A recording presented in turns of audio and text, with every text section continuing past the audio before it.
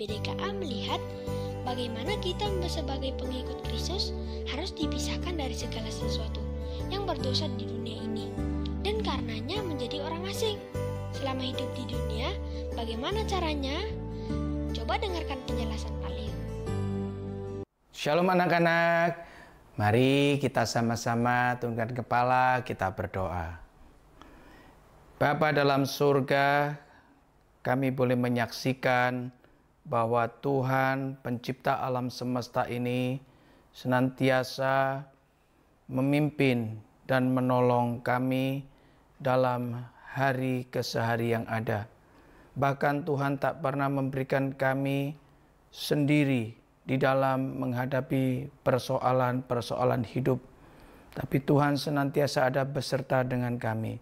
Berikan kami kepekaan untuk sungguh-sungguh meyakini bahwa Tuhan senantiasa menolong kami. Tolonglah Tuhan, sebentar kami akan merenungkan firman Tuhan, supaya dengan pertolongan Tuhan, hidup kami boleh diberkati. Dalam nama Tuhan Yesus kami berdoa. Amin. Anak-anak sekalian, ketika Laban melihat Yakub ini bekerja dengan baik, bekerja dengan giat, mengembalakan kambing dombanya dengan sungguh amat baik, maka Laban berpikir di dalam pikirannya yang licik, wah, kapan lagi punya pegawai yang seperti ini? Kapan lagi bisa punya pembantu yang sungguh-sungguh bekerja dengan baik dan tidak pernah berbuat curang? Bahkan dombaku yang sedikit sekarang menjadi banyak. Wah, ini luar biasa tentunya.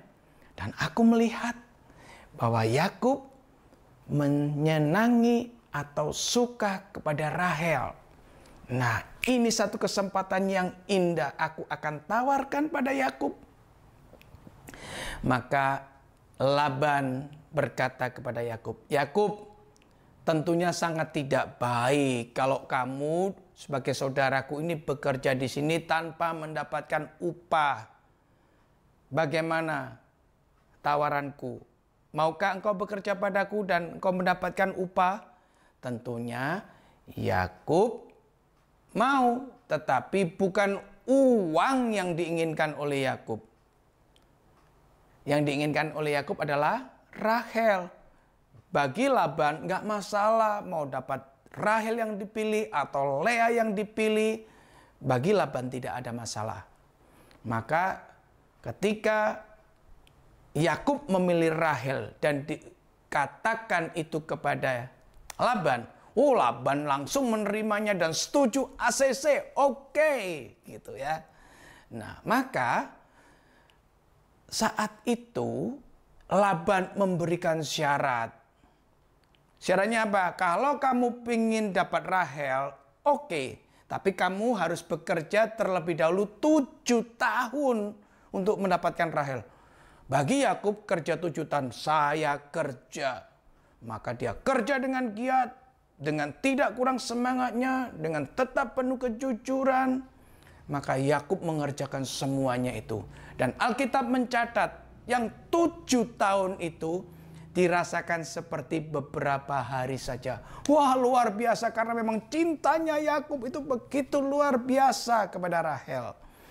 Anak-anak sekalian, ketika 7 tahun itu sudah dikerjakan oleh Yakub, maka Yakub berkata kepada Laban, Pak Laban, aku meminta Rahel menjadi istriku. Oh iya. Maka Laban segera mengundang tetangga-tetangganya, diadakan pesta besar. Di situ dipestakan, dinyatakan bahwa Rahel adalah istri daripada Yakub. Kalian tahu apa yang terjadi pada waktu malam? Ada perbuatan curang yang dilakukan oleh Laban. Tapi anak-anak, sebelum saya teruskan, saya beritahukan pada kalian, zaman itu belum ada lampu seperti zaman sekarang. Zaman itu masih gelap ketika malam, biasanya sangat gelap, penerangan sangat sedikit. Dan yang kedua, ada menjadi satu kebiasaan orang-orang di sana. Ketika seorang pengantin selesai diadakan perayaan, maka pengantin itu diantarkan ke ruang tidur daripada mempelai laki-lakinya, tetapi dengan kepala ditutupi. Jadi tidak tahu apakah itu Lea atau Rahel. Apalagi potongan antara Lea dan Rahel badannya hampir sama. Maka diantarkan oleh Laban ke dalam kamar daripada Yakub. Maka apa yang terjadi? Keesokan harinya betapa kagetnya Yakub, ternyata yang diantar bukan Rahel yang dicintai, tetapi Lea yang tidak dicintai oleh Yakub. Maka kalian tahu apa yang dikerjakan oleh Yakub? Yakub protes kepada Laban. Dia mengatakan, bagaimana ini kan bukan Rahel. Saya mencintai Rahel. Tapi kenapa Lea yang diberikan? Maka Laban dengan tenangnya menjawab, gini Yakub, di negeri kami ini tidak biasa seorang yang lebih kecil atau adiknya dinikahkan lebih dahulu. Wah, ini satu kecurangan yang dilakukan oleh Laban, bukan? Seharusnya kalau memang dari awal itu tidak boleh, waktu Yakub ingin menikahi Rahel, harusnya bilang dong, Yakub tidak boleh di negeri kami. Kamu harus lebih dahulu dengan Lea menikahnya, walaupun kamu cinta Rahel. Tetapi Yakub menerima. Yakub juga tidak protes kepada Tuhan. Yakub terima saja. Laban akhirnya setelah berkata seperti itu, mengatakan gini. Gini saja Yakub, tenang saja. Rahel tetap akan aku berikan kepadamu. Tetapi tunggu dulu ya. Seminggu lagi atau 7 hari lagi, Rahel akan aku berikan menjadi istrimu. Tetapi ada syaratnya. Kamu harus bekerja lagi 7 tahun di rumahku. Apakah Yakub menolak? Tidak. Yakub karena cintanya yang sangat besar kepada Rahel, Yakub tetap kerjakan itu. Setelah seminggu atau 7 hari, maka Rahel diberikan kepada Yakub untuk menjadi istrinya. Anak-anak sekalian, setelah Yakub mendapatkan Rahel dan Lea, Yakub tetap sampai hari itu tidak dianggap menjadi keluarga daripada Laban. Karena Laban menganggap anak-anaknya sudah menjadi upah untuk Yakub. Anak-anaknya pun sudah dianggap bukan lagi anak. Karena anaknya dijadikan upah untuk Yakub. Betapa liciknya seorang Laban. Anak-anak sekalian, ketika seperti itu, artinya bahwa memang Tuhan tidak menghendaki Yakub untuk menjadi orang yang tinggal di negeri Haran. Yakub memang harus menjadi orang asing di negeri Haran. Itu menjadi gambaran buat kita semua yang hidup dalam dunia ini. Kita sebagai anak-anak Tuhan, rumah kita ini bukan di bumi ini. Rumah kita ini sebenarnya ada di dalam sorga. Kita ini sebenarnya adalah warga kerajaan sorga. Yang sementara ini kita masih boleh tetap ada di dalam bumi. Tetapi ingat, keberadaan kita di dalam bumi harus menjadi seperti Yakub. Yaitu tetap menjadi berkat buat orang lain. Tetap menjadi berkat buat banyak bangsa. Mungkin sekalipun orang atau bangsa itu tidak seiman dengan kita, kita tetap harus menjadi berkat.